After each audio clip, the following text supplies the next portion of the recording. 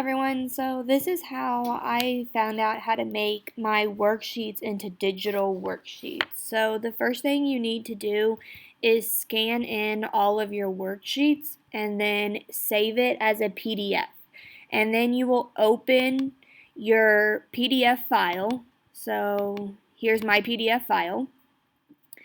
And then for each of these, you'll have to save them as a JPEG. So you're going to export and you're going to title it whatever you want. So I'll just put number 1 because it's going to be the first one in my PowerPoint. And you're going to save it as a JPEG and then save. And then this one will be number 2. So export, number 2, JPEG, save, number 3, export, 3, JPEG. And then you just do that for each one. Okay?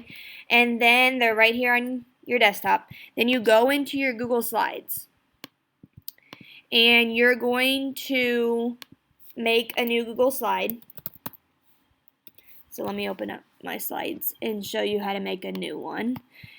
So you want it to be blank, and you're going to open up a blank file. So slide, layout, and you just want a blank one. Alright, and then I found the easiest way. A lot of people drag text boxes in there, but honestly, if you just make hit enter, make a new slide, and you go to the slide and you copy this whole text box, it already has click to add text in there for students, and that makes it a lot easier. And that way you don't have to drag in text boxes and put click to add text boxes every time. Okay, so now you have your blank background. So now you want to put those worksheets as your background. You don't want to import them as images because then students can move it around and it just doesn't work. So you go to background, choose background, pick the first picture that you just made, and then you hit done.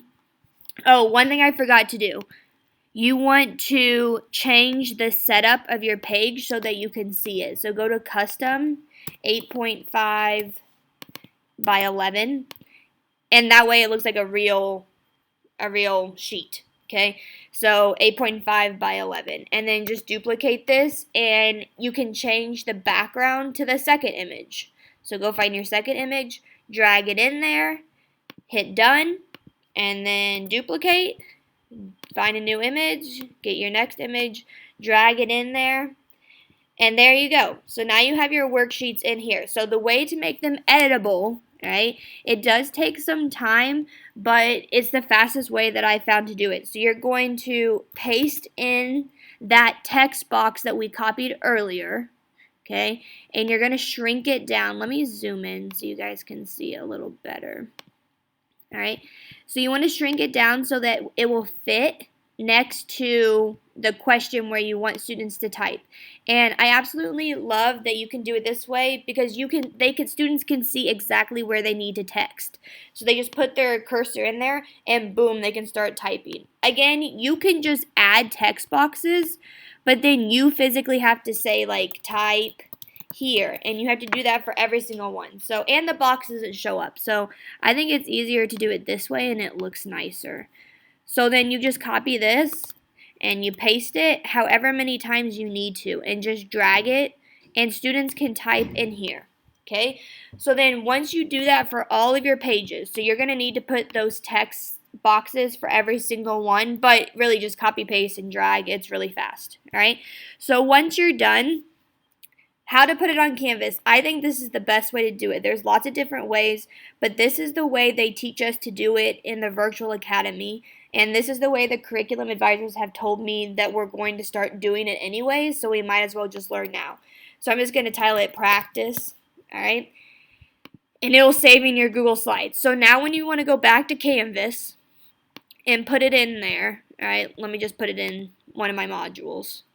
Alright, hopefully you know how to get to all your modules. Just go to your class, go to modules. Hopefully you have all your modules set up. If you don't know how to do that, you can ask me or a lot of different people. Alright, and I'm going to create an assignment. I'm going to call it worksheets. and I'm going to add it. I'm going to click on it, and I'm going to edit the assignment. Okay. So here's my instructions. Complete the worksheets. Okay. And then the best way, again, there's lots of different ways you can do this. The way they have taught me is you go down here to submission type, you hit external tool. It took me a while to get the hang of this because look at all these different options. But you have to click on the Google Cloud Drive assignment. Again, I didn't learn about this until just recently. So don't feel bad if you haven't been doing it this way. I just was told this. All right, so then you need to go find your Google slide, okay? And mine's right there, so I just typed in practice, scroll down, and found it, okay? The best thing about doing it this way is that it will put your Google slide right here for every single student. So they don't have to worry about uploading anything. They don't have to worry about finding their file, okay? And I know it looks small, but they can zoom in, all right? And every single student, their screen will look like this. They'll have the instructions up here, and then they'll have your worksheets down here, and they just have to zoom in. Again, I know it looks kind of weird, but they can zoom in and make it bigger and move it around and everything. So I'll just keep zooming so you can see. And then they just click right there on the text box and they type it in. And on their screen, there is a submit button over here. So all they have to do is just type in here and then hit submit and they're done. That's it. That's all they have to do. That's why I like doing it this way. I think the curriculum advisors did a good thing teaching me this because it has made my life so much easier because kids have been submitting assignments wrong the entire time we've done Virtual Academy. So we do it this way now and it has helped so much.